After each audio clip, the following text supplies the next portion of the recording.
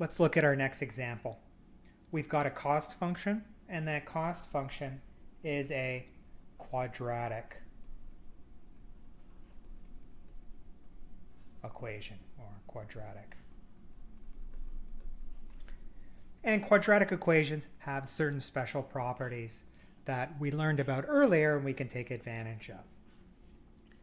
Now, the question says that A, B, and C are all positive constants. So they're greater than 0 and they're constants, which means you can imagine them as just being a number, right? They don't change as Q changes or C of Q changes. A, B, and C are constant.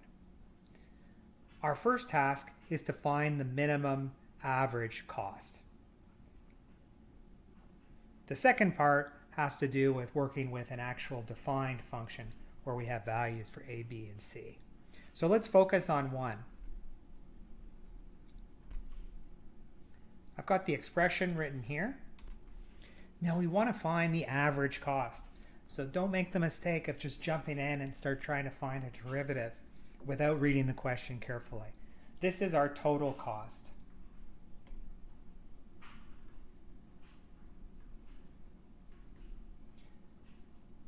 And you should know, and I'll remind you, that average cost is equal to total cost divided by quantity. So Q is equal to the quantity of output.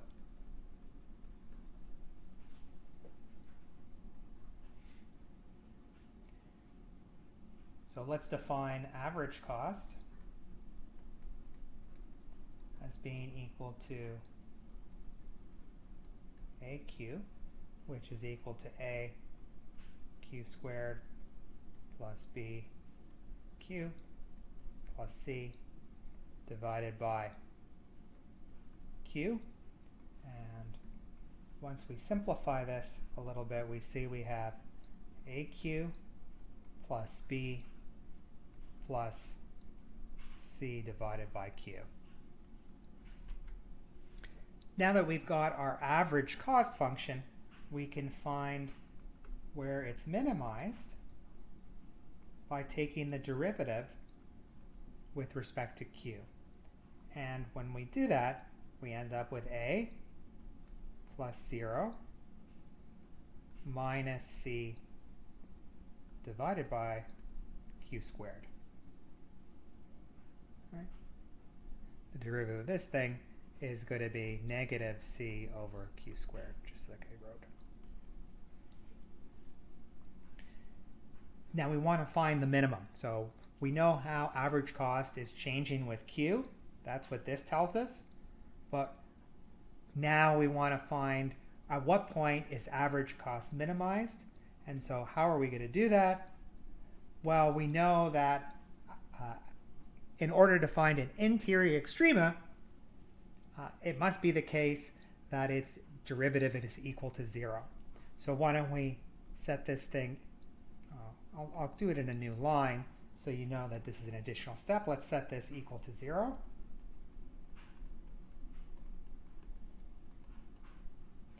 And let's solve for Q. And so we end up with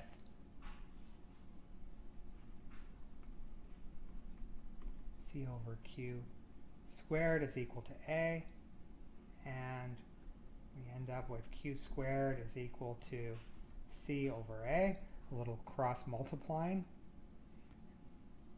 If you remember that from your high school or elementary or middle school days. And Q has a critical point at the square root of C divided by A. So this is a critical point. So now we've shown that Q, or I should say the average cost, has a critical point when Q is equal to the square root of C divided by A. Now, how can we show that this is a minimum?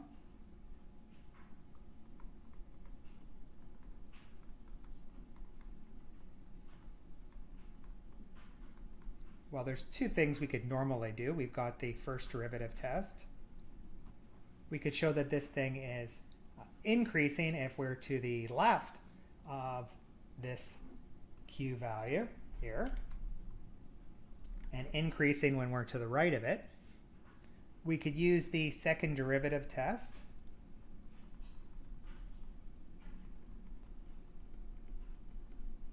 Consequently, we could use that first derivative test, or we could use the second derivative test and determine if this expression is convex. And if it's convex, we know we found a minimum.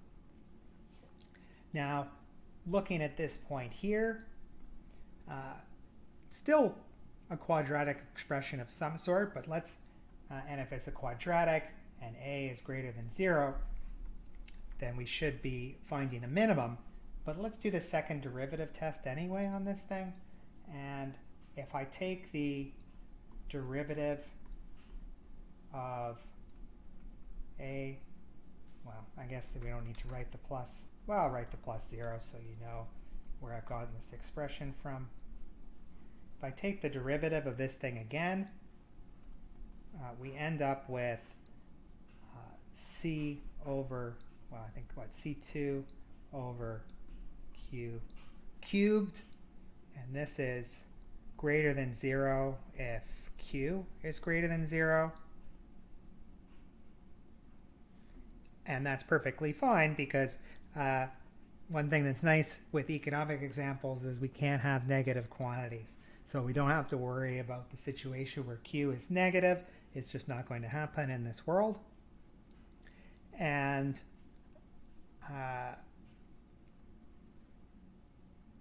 we know that this thing is positive. And so AQ is convex for all q greater than 0. And perhaps, and more to the point, when q is equal to the square root of c over a. Now, if I really want to make sure that this thing is convex at the point of interest, I could rewrite this expression as 2c over the square root of c over a cubed, and this thing is still going to be positive. We've got c over a, the power of 3 over 2.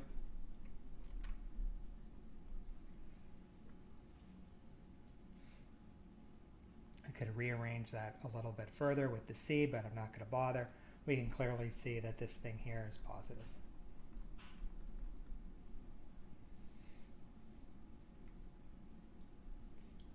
So the average cost function is minimized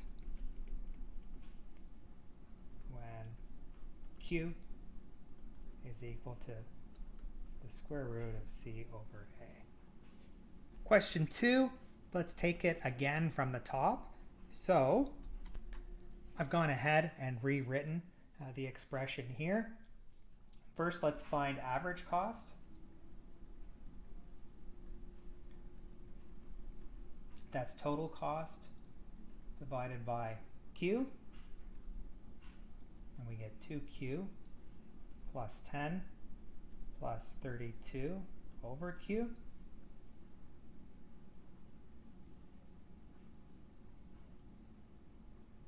Now let's minimize average cost. How do we do that? Well, we're going to find the derivative with respect to q, and we're going to set it equal to 0. So we end up with 2. And I guess that's going to be a negative, because of course this thing is 32q negative 1. 32 divided by q squared. Solve for q. 32 over q squared is equal to 2. Q squared is equal to 16, and q is equal to 4. And I'll put a little star on here. What does it look like? Well, we could do, I guess we could do the second derivative test if we want. So let's take a look at this thing. This time I'm going to take the second derivative, and it's just going to be equal to 64 divided by q cubed. And you can see that this is greater than 0 if q is greater than 0. Q is always going to be greater than 0. We're not really interested in what happens when q is equal. If it is equal to 0, we're not really interested in that. Clearly there won't be a solution here because we're dividing by 0. But it's not much of an economic question if the answer is production should be 0. At least not the way that we set up this problem. And now that we've shown, so we've shown that this is a minimum, and we've shown that when q is equal to 4, when output is equal to 4, average cost is minimized. Now question 3 asks us to sketch a graph, and we want to use both, or we're supposed to sketch both marginal cost and average cost. So let's find marginal cost of this expression, and then we can graph them. If we have the total cost being equal to, this thing here, then the derivative of total cost with respect to q is going to be equal to the marginal cost, the instantaneous rate of change, which is equal to 4q plus 10. So marginal cost is changing as q is increasing. One part of that change is constant, the plus 10, but it's also got this part here that's actually the marginal cost is changing with q. What does it look like on a diagram? I prepared this diagram for us to look at. It's not labeled, so this is average cost down here, and this sort of linear looking line, well, it is linear, this linear function is our marginal cost, q prime marginal cost, and this is AQ, which is our average cost. Very interesting microeconomic result.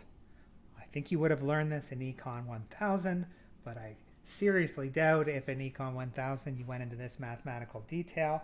What's happening when average cost is minimized? Well, there is an intersection.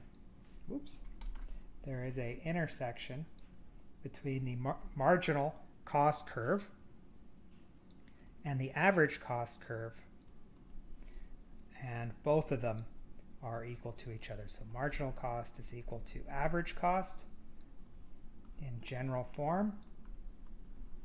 It looks like this.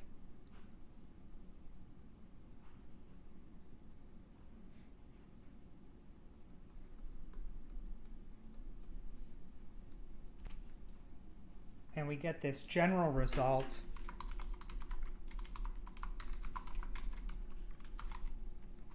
average cost is minimized when marginal cost is equal to average cost. And if we graph these functions properly, we can see that ourselves.